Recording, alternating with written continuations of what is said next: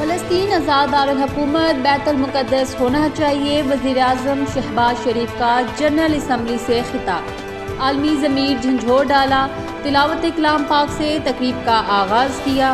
سب سے پہلے فلسطینیوں کا مقدمہ لڑا، کہا کیا فلسطینیوں پر مظالم نظر انداز کرنے والے انسان کہلاتے ہیں؟ غزہ میں بچوں کو زندہ درگور ہونے پر دنیا کب تک خاموش رہے گی؟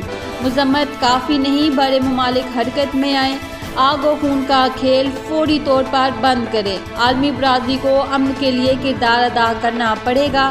پاکستان عوام کے دل فلسطینی بھائیوں کے ساتھ دھڑکتے ہیں۔ وزیر اعظم شہباز شریف کا فلسطین کو فوری طور پر اقوام متحدہ کا ممبر بنانے کا مطالبہ، کہا مسئلہ کشمیر بھی سلامتی کونسل کے ایجنڈے پر موجود ہے۔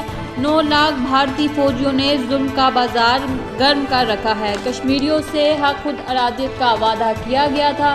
بھارت 15 اگست 2019 کو کیے گئے یک طرفہ اقدامات فوری طور پر واپس لے۔ خطے میں امن و استحکام کے لیے بھارت مقبوضہ کشمیر میں غضبانہ اقدامات ختم کرے۔ پاکستان بھارت کی کسی بھی جارحیت کا منہ توڑ جواب دے گا۔